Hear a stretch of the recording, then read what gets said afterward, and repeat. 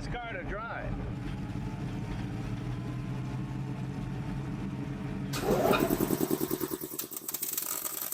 This was the first time we had it out on the street, and it was problematic. I really didn't want to drive. I had made the offer to Jay that, would you like to be the first guy to drive the car on the road? And of course he accepted. Up till that time, it had been around, been to the Middle East and everything, but it had only been driven on and off trailers and around on concours grounds. Another episode of Jay Leno's Garage. Today, real automotive royalty once again at the garage. As you know, we are big Bugatti enthusiasts. This is the Bugatti room. There's Bugattis all around here, which all pale in comparison to this car. The fact that he's in a room of Bugattis, well, it must be nice to have your own Bugatti room, but that he says that his Bugattis pale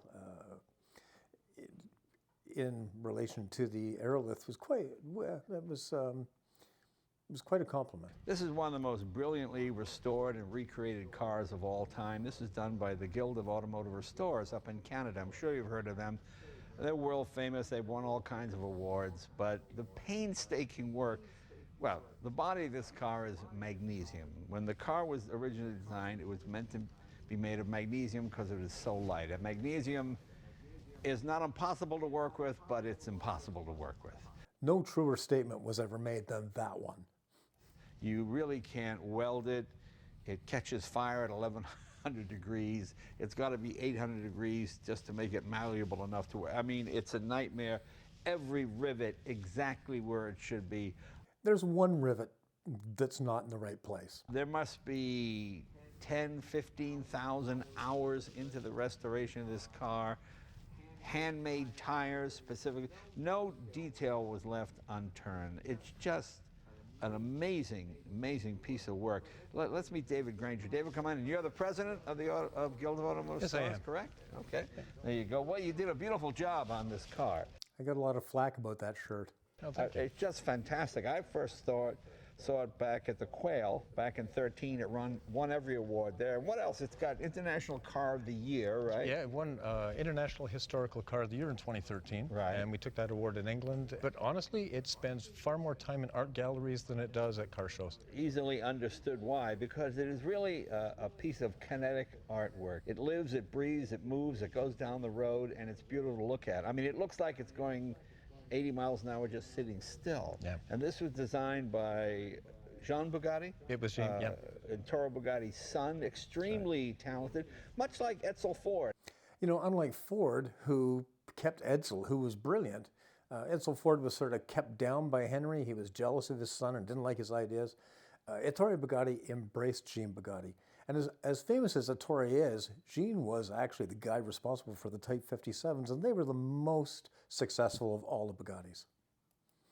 Edsel Ford was a very talented designer, son of Henry Ford. Yeah. It's interesting how the first generation are engineers and designers, and the second generation more to design than engineering. Right. You know, the lovely thing about that was, you know, unlike Henry and Edsel, and that sort of rocky relationship they had, Ettore Bugatti realized the talent that Jean had and let him have his head. And he was the guy who really pioneered the T57s and made them what they were. Yeah. And then Ettore Bugatti was sort of the black sheep because everybody else, his father was a sculptor, brother was a painter. So design and culture and art were really more of the Bugatti sort of namesake than necessarily engineering. Ettore had no formal training in engineering. It was all just, and you know, whenever he built anything, it was form as well as function, or function as well as form. You know, even his piston rods and the engines, he designed to look like a horse's leg. You know, things like that. He was just a little over the top. It was brilliant. He was brilliant, and his products are also really annoying to work on. It was brilliant. And this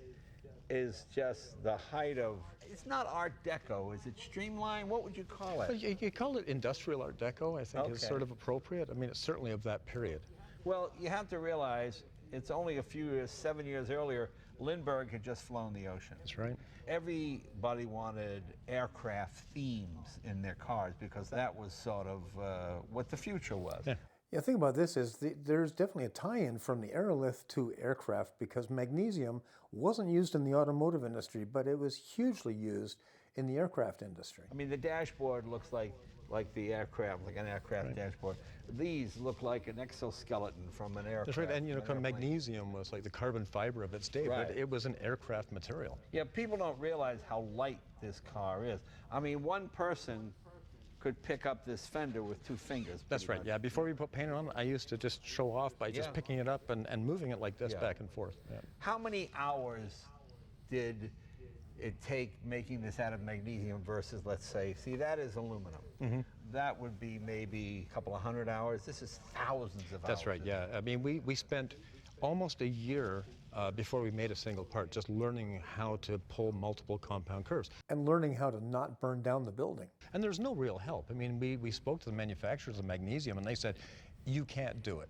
You're going to have to basically mold it. And a year later, they were phoning us and saying, how are you doing it? Now, when Bugatti did it, like I was always told that was supposed to be magnesium. They felt it was impossible. They went to aluminum. Yeah. Did they actually build it out of magnesium back in the day? It was called the Electron Coupe, and I honestly thought that Ettore, who was a showman, perhaps had said that because when it appeared at the Paris show, the media panned it. They said the rivets were stupid, they didn't understand it, and he said, well, we had to rivet it together, it was made out of electron. And An electron is a composite of it's magnesium and 98% magnesium and aluminum. 2% aluminum. Yeah, okay, gotcha. You know, at that point, I sort of thought, well, I'll bet you they made it out of aluminum, but there was some speed testing done on the car, and it was recorded that it did 110 miles an hour.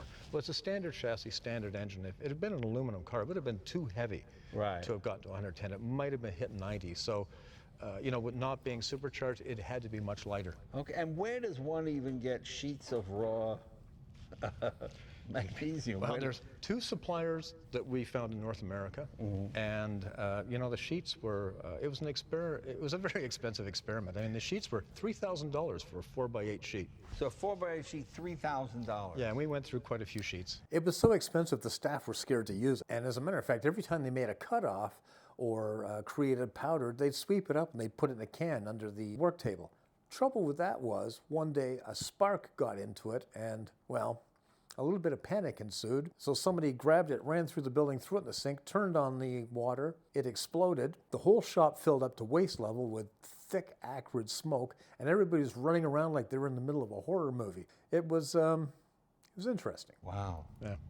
100 sheets? Oh, no, not that many, but I think we did 2 sheets in testing, and then there's probably 12 or 13 sheets used during the build. Holy sheet, that's a lot. That's right, yeah. Man. Yeah, I was going to say, it's unbelievable. And you even made your own tires, didn't you? Because these tires didn't exist. Yeah. The Dunlop Shield 90 was actually a fairly common high-performance tire of the day, but they were black walls. Right. And if you look at pictures of the Salon Paris in '36, all of the Bugattis had white walls on the stand, and they were made specifically for Bugatti for that show. So we were sort of stuck. You know? Right. So we spray bombed them. The thing with those tires was, they had the name Dunlop on them and a couple of other things. We actually had to get a clearance in order to recreate them. And unfortunately, the Dunlop company had disappeared, so we had to sort of negotiate an agreement to use the name Dunlop between 2 other competing tire companies. Well, that's fascinating to me because the Europeans always sort of looked down on white walls as being They did. one of those American Well, you know, affectations. That's right, but I think it was showy, and I mean, they had done them, you know, the same process. I mean, what people don't realize is it wasn't really about show, it was about getting rid of heat. Right. Right, and that's why they're both sided and everything. And these were basically, we had to mill the tires out and lay in the white latex, and all of the lettering on it was, we took an original tire, blew up the size in photograph, and then my guys cut out all of the information on the tire, and then we put it in latex, and then it was all vulcanized on. Because it's really only 20-something years previous, all tires were white. That was a natural color of That's right, rubber. yep. And then black was added later because carbon. it was just too much trouble to keep it clean. That's right, yeah. So I imagine that's probably what they did back in the day. Another unusual feature are these Drews fasteners. These are Drews, correct? Yeah. Yeah. But I'd never seen that in a Bugatti before. No, and it was, you know, it was peculiar, I think, to this one and one of the Roadsters that had full pants on the back. Did you build this from plans you found or just from photographs? I spent 3 years looking for blueprints for it. I found 2. One was of the rad shell, and the other one was of the brake pedal pad. It's really funny because people like the curator of the Bugatti Trust, kept on referring to the fact we were doing it wrong, and we'd say, well, where are you getting your information? And we'd say, well, the original blueprints. And we'd say, well, you're supposed to give us the blueprints because we're club members. And then they'd have to admit, well, there aren't any blueprints. And that was it. So other than that, the information we had was 11 photographs, really 9 that were usable, 2 were sort of very similar, and then there's another photograph of it out on the road, which was actually a superimposed, made-up photograph back in the period. So that was a bit of a challenge, and all the proportions were difficult because it wasn't going to be the same as the Atlantiques. And the only constant we had, because even wheels and tires, even though you know the size, they're not accurate within millimeters. So the only measure we had that was absolute millimeters was the length of the rad cap. So that was, we had a rad cap, we had the rad cap on the original, so we took the length of the rad cap, and this car ended up being so many rad caps long, so many rad caps high. Is that the same fender as mine over there? No, it's a different fender. Little different. Yeah, little different. yeah, and these fenders do not work as well as the Atlantiques. It has a really terrible turning radius. One of the things that people are mistaken about is they think the Aerolithe was an Atlantique, and it sort of gets lumped in with the Atlantiques, but it was on a standard chassis, which was different from the SC chassis that the Atlantique sat on. It was a non-supercharged car, whereas all the Atlantiques were supercharged, and this car was much, much bigger. Proportionally, I have always felt that this car was more elegant than the Atlantiques. They sort of look a bit like an egg on a spoon. And when you put this car next to an Atlantique, and it has had a couple of opportunities to do that, the Atlantique looks sort of a little bit awkward compared to the flowing lines of the Aerolithe. It was really a design concept, and they didn't do prototypes in those days, but this was as near as damn it a prototype. And the engine, just so people know, 3.3 liter, straight 8, unsupercharged. Non-supercharged, yeah. Right, 4-speed gearbox, mechanical brakes, right? There was no hydraulics. Hydraulics didn't come in to Bugatti till what, 37, 38? Yeah, fairly late. Fairly late, yeah.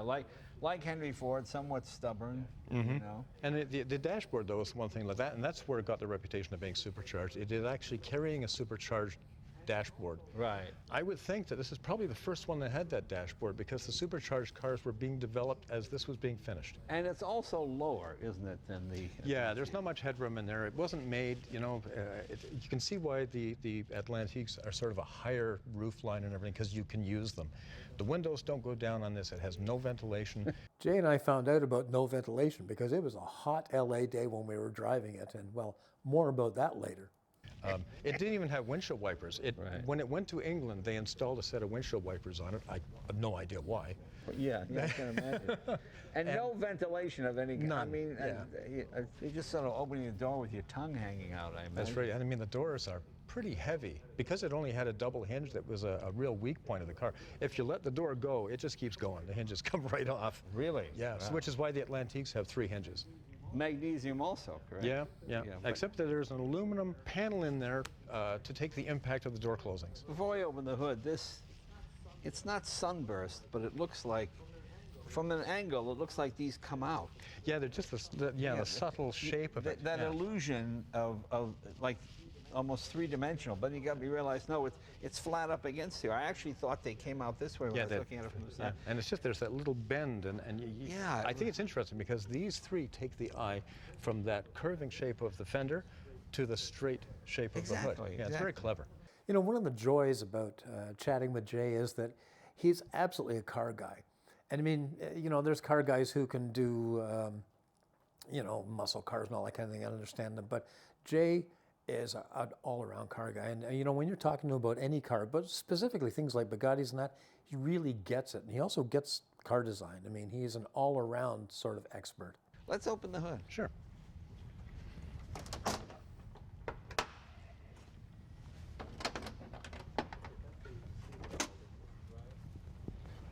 But that's where you can see the raw aluminum. Right. Or aluminum, the raw magnesium. Right. It's sort of that dull gray color. Something that's always fascinated me, because you always think Bugatti's so exotic. This is a Delco fuel pump, isn't That's it? right, yeah. Just standard Delco. Yep, Delco. They had a French Delco, which was stamped Fabrique en Français, but most of them just carried the American one. Yeah, and this was used from 34 right up until the 60s, just about. Oh, yeah. Farm tractors carried it right into the 70s. What I do on mine, I have an electric fuel pump, this is redundant, it's not used, we just have it there for visual. You know, one of the things you notice when the engine is all of the markings, like the firewall is all machine turned, and the engine itself is hand scraped, where that's done with a rubber hammer and a chisel, and over a series of squares you strike in 2 directions to get that sort of fish scale pattern. It took Kalev days and days and days to do those valve covers. To use the electric field. But I tell people it runs on wine, and I fill this with grape juice, and I go, look, and I do it, and then I drink it. And people go, wow, it runs on, you know, a car runs on wine. I hear the rest of the day. Yeah, it runs on wine. Yeah, no, you put wine in it. You know, it's stupid. Yeah, just a beautiful motor.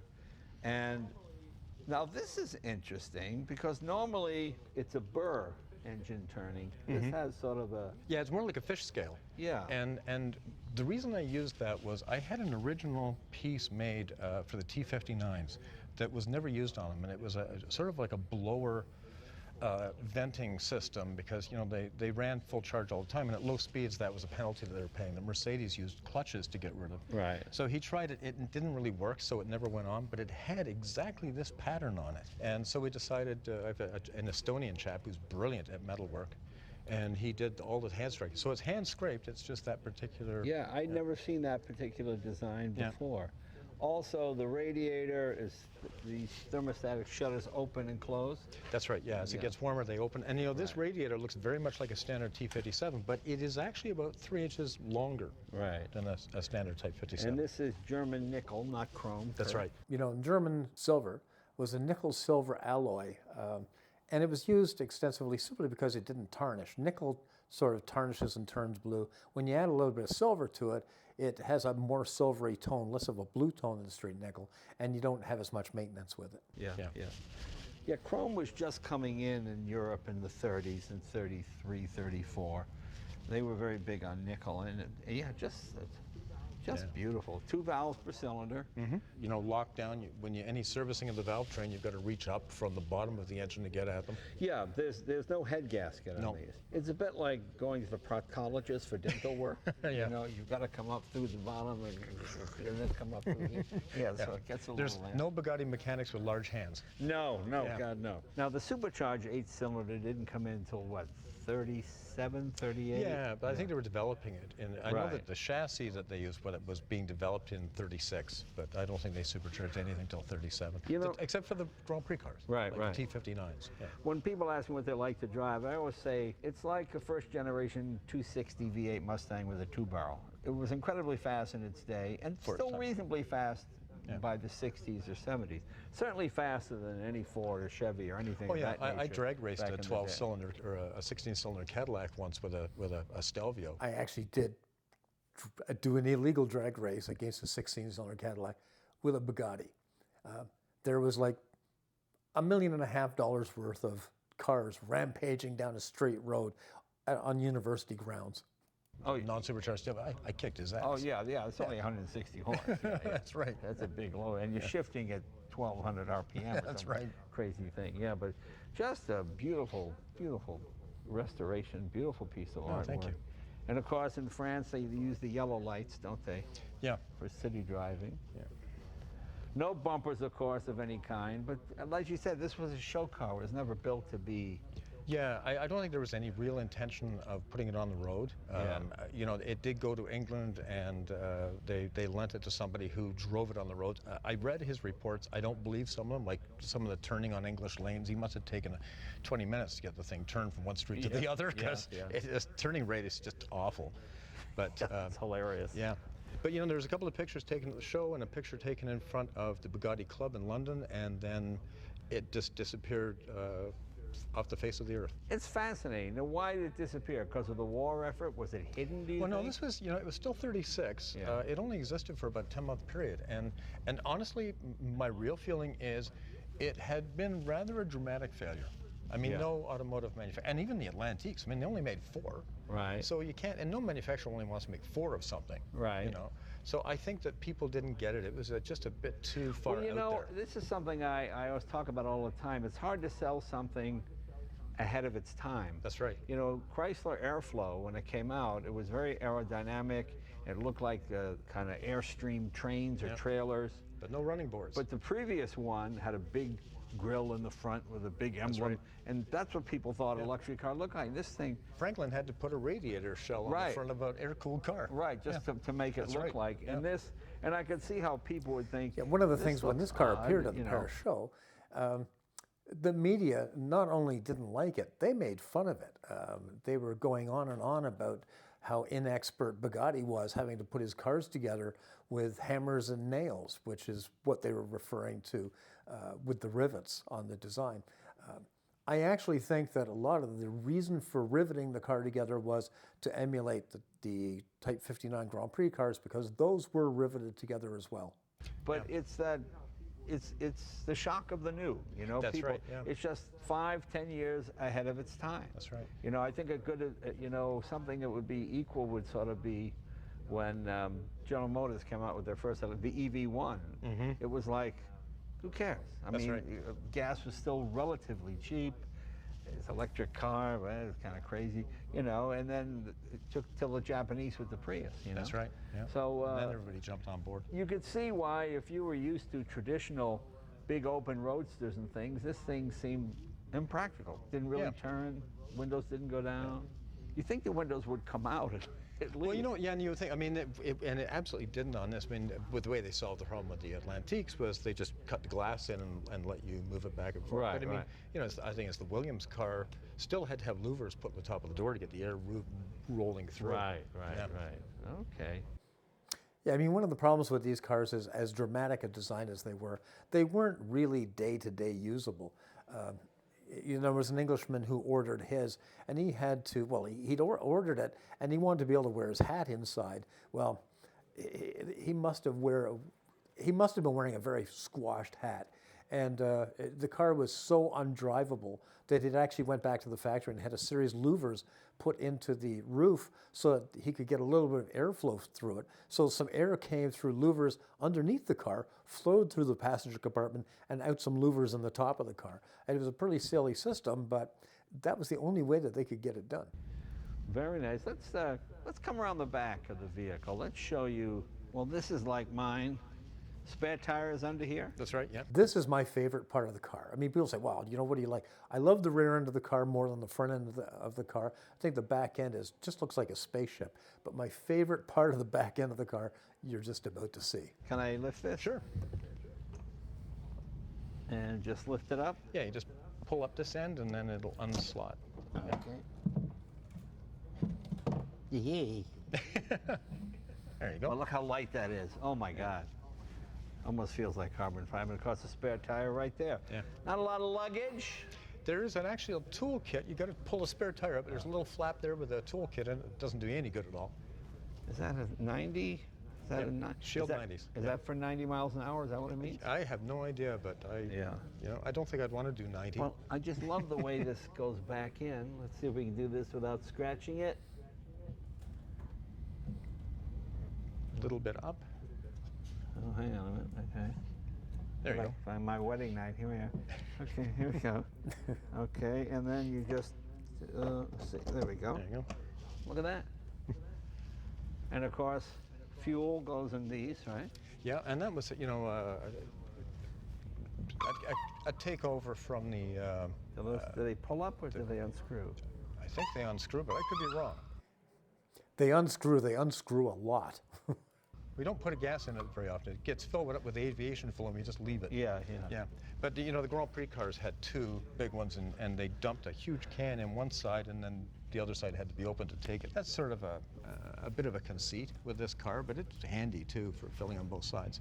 The other interesting thing I find is there's no visible exhaust system, which was always sort of something on cars. You'd look at the size of the pipe, or in that one you had 8 tiny individual That's right. Yeah, you got ones. that pipe organ exhaust. Yeah. This one, you know, when we were going through, we were fortunate enough to have quite a few, or not quite a few, but some of the photographs were taken very low, and in none of those photographs do you see any exhaust systems. The exhaust system on this car was a complete and utter pain in the ass. So basically, I had the great luxury of having a Stelvio that had been built within the 3-month period of the Aerolithe, and we used a lot of the cues from underneath the Stelvio for this, and the Stelvios didn't show either.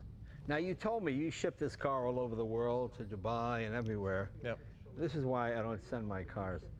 and it got dropped a couple of times? Yeah. The airline dropped Well, it? yeah, KLM dropped it. It fell about 7 feet to the floor. 7 feet? Yeah, off the side of the airliner. It came off the forks. I guess he pulled it out of the airliner and it slid off the forks.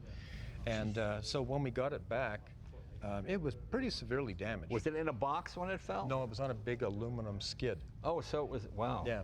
And, you know, it had massive damage. The front fenders were bowed out. It had a crack around the windows. A lot of the underpinnings, the DRAM shock absorbers were twisted, and the big control arm to the axle was twisted. And, you know, normally that would have been annoying, but the thing is we had 3 weeks to turn it around and get it down to Monterey. You know, the insurance company said, well, how much do you think it's going to take to fix it? And we said, well, we don't know. And we only had a 3-week period, actually less than 3 weeks to get it fixed, which you'll hear about, because it was going back out of the country. And we got it fixed, and we sent them a bill for $24,000, which I was going, oh my God, this is a lot of money. And they went, is that all? There's a missed opportunity. So there was a bit of a panic. So how does one fix magnesium that's been bent? Do you have to reheat it? You take all the paint off, of course, Right. and then we did develop techniques for welding it with oxyacetylene. You know, one of the strictest rules we had to follow that Chris Orstrom laid down, who is the owner of the car, was he wanted us to use no process that was invented after 1936. And that even included the damage. So, Wow. Yeah. So, okay. So we had to reinvent things, but as if they were doing it in the 1920s and early 30s. But he wanted to get paid like it was the year 2017 or 18. But yeah. Yeah. I mean, he was Yeah. absolutely amazing in that he was so patient with us. Yeah. He was so willing to go, you know, the extra mile. But then, you know, this was a little side journey for him because he restores buildings. You know, Chris Orstrom was the chairman of the World Monuments Fund, and he was instrumental in the preservation of very important historical buildings around the world. And he was restoring a Georgian village in Jamaica. It was built in the 1700s or something, and it basically had driven through it and seen it was just a shanty town, but there was something about that shanty town that rang a bell, and when he investigated, he found it was all the remnants of this beautiful Georgian period village. So he restored it, and that got Prince Charles' attention at the time. Prince Charles came and visited it. They became friends. You know, Chris had phoned me up and say, oh yes, I'm having dinner with Prince Charles this weekend. And I guess they're still probably friends because they started working on various projects together because they're both architectural restorers. Right. You know, as a matter of fact, he restored a couple of rooms in the White House. He did the Metropolitan. Well, I'm He's in Europe surprised right that now. after the building, after it got dropped once, he actually put it on the road again. We did it again, and His Highness requested its presence in Kuwait, and they had it, and we flew it over. But they said, would you mind if we shipped it in a container back? I said, yeah, no, that's fine. I mean, we're not going to be worried about that. And after a month, I thought, better check on it. Yeah. So I phoned, and lovely chap at the other end, Mustafa, and he says, I do not know where it is, Mr. Dave. I will look into it. Yeah. And also, the Lancia Concept Zero was also in the same container. I thought they'd phone me about another 2 weeks or 3 weeks, went by, and I went, oh, damn, I better check. They still had no idea. He says, oh, it's either in Dubai or it's in Scotland. I was getting phone calls from the owner of the Lancia who was just freaking. It was the Lancia Stratos prototype. And he's just freaking. And he's saying, well, how can you be so calm? And I said, well, I really don't care. I mean, if it gets lost, that would be sort of cool because it would be the second time it's been lost. And then another 6 weeks went by. Now there's a bit, I'm not panicking. Maybe if it gets lost, it would be part of the tradition of Aerolithe. But there's the curator of the Indianapolis Art Gallery is freaking because it is the headliner at a show. And But I mean, I have 8 inches of shampoo. All right, let's go, Pops. Come on. You know, Yeah. But how do you lose something this big in a container? It doesn't. It almost seems impossible. I find that there's some certain inefficiencies in the Middle East. Really? Yeah. Yeah. Okay. Oh boy, it is just an amazing. Inefficiencies in the Middle East is an understatement. When I appeared on the concours grounds, the battery in the car was dead. It was about 6 o'clock in the morning. They had a special committee who would look after you. So I went to the head of the committee, lovely Kuwaiti chap, and I said, I really need a battery. Can you get me a battery? And he says, yes, Mr. Dave, I can. And he turns around and says to a guy behind him, can you get Mr. Dave a battery? And the guy behind him, turns to the guy behind him and says, "Can you get Mr. Dave a battery?" And it goes through 4 people until the 4th guy turns around to this little Filipino guy and says, "Go get Mr. Dave a battery," right?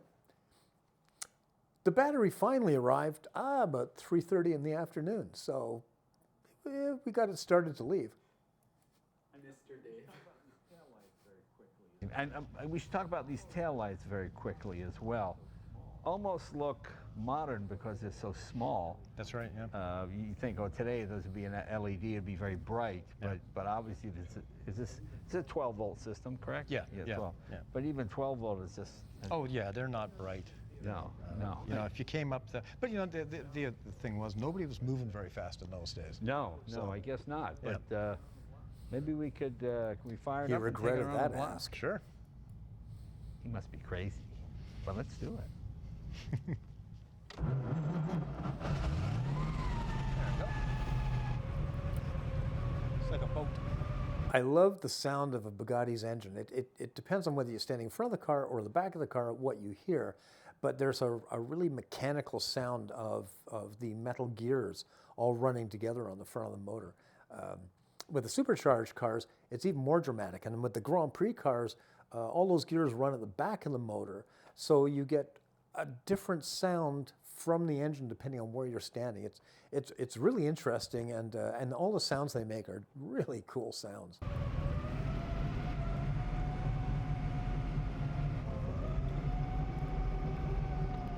Jay's garage is, the main garage is about 70,000 square feet, and it's a bit of a trip from where they do the photography of the cars in the Bugatti room all the way through.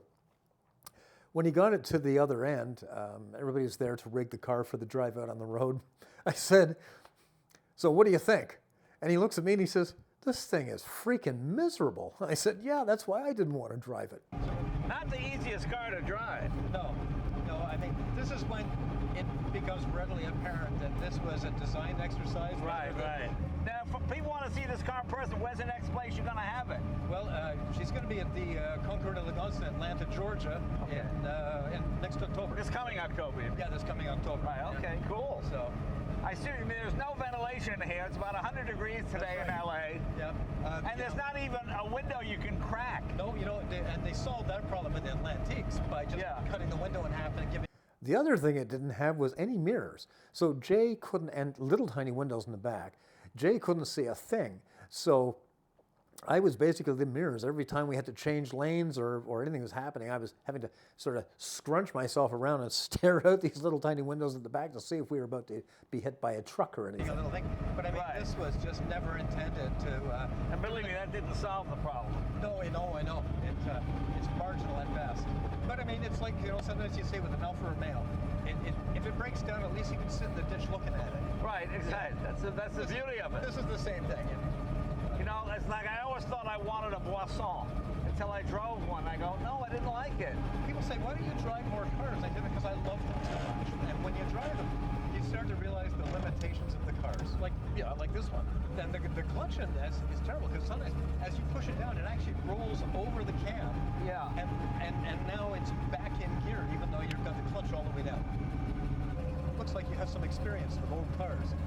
You know, it's so funny. It feels very Bugatti-like. Yeah. Makes all the right noises. There's plenty of power. Yeah. It's just incredibly tight. It's not uncomfortable to drive. It's just that the clutch only has less than an inch of travel. So it's either on or off. So yeah, you're a handful. I mean, people really don't know to appreciate modern cars because they do everything for you. And in these, and every one is different than the last one you drove. right. I always say to people, you don't really know how to drive until you can drive something made in 1905. Right, exactly. Yeah. The thing about the clutch in this car was that it had not a standard clutch, but a multi-pack clutch, which is what they used to use in the racing cars. So you had a whole bunch of clutch discs. In some of the racing cars, there was 12 of them. And what happens is those discs are all floating around as a loose pack. As soon as you let off, they all slam together, and there's literally no sort of riding. Some of the old clutches used to ride around and around, made a lot of clutch wear, made a lot of clutch slipping. When these things all slam together, and because they're dissimilar materials, they just lock it right up. So there was really, you're either on the clutch or off the clutch. You're either moving or you're not moving. There was no ride in the clutch. So in traffic, that gets dangerous because you let off the clutch or the light and leap forward. You got to completely disengage and get the brake down again, or you're in trouble. Well, this is the longest drive the car's ever had. You think so? Oh yeah, I know. Yeah. Well, the speedometer just hit 2 miles, and it's been set to 0 since 13, hasn't it? Yeah, it did a mile, a little over a mile at the Conquer Elegance in Amelia, but you know, she spends her whole time sitting in our gallery. Well, for all intents and purposes, it absolutely has no brakes at all. No, I mean, I'm on with the foot about as hard as I can press it. yeah. I mean, what was it Tori said? I make my cars to go, not stop. That's right. Wonder why I'm sweating. I'm not nervous. It's 100 degrees outside, and this thing has absolutely no ventilation. There's no. You think there'd be scoops or something that would open, but no. This is Nope, completely. Doesn't even have windshield wipers. no windshield wipers. No, nothing. It's actually, now that the engine is finally warmed up, this is probably the first time anybody's driven it with the engine actually warm. It's actually quite torquey. It's pulling us along nicely. It's not stalling. Choke is in now. Yeah. So we finally reached normal operating temperature. And it's not running hot. The engine itself is running quite cool. No, we're running hot though. We're running hot, Yeah. yes. David, next time you come, try to come in the winter, would you please? When it's Yeah. a little cooler outside. Or maybe something with a chopped top or something. Yeah. Yeah, cabriolet or something. Yeah. Well, David, thank you. I've lost about 4 pounds since I got in this car, so Yeah. I certainly And I'm not appreciate even it. charging it for the spa. I know, it is a spa, but it is so hot in this. And the funny thing is, it's not engine heat. The engine is running quite cool. It's It's pure just sunlight. purely sunlight and the fact that there is no ventilation in this thing at all. Yeah. But that being said, David, thank you, and thank Chris Ostrom. Thank you very much for trusting me with your car. This is an amazing honor. Probably the most valuable car we've driven on the show, so thank you very much. Certainly one of the rarest.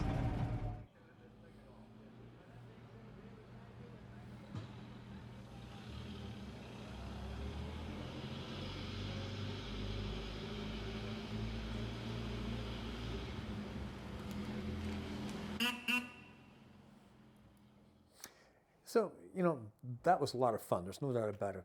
And, you know, one of the wonderful things was I was given sort of free rein to wander around in his garage. You know, it's 70,000 square feet, and he's got a magnificent collection. And, you know, you walk through, and there's all these lovely sitting areas where you can just sit down and, you know, if you're having a coffee. And, of course, they serve, you know, they had a wonderful buffet going for everybody. Once we got it back and it was sitting there, we went to start it, it wouldn't start. So I have some wonderful photographs of Jay actually bent over and pushing the damn car backwards to do a jump start so we could load it into the trailer. I'll bet you not too many people have a picture like that.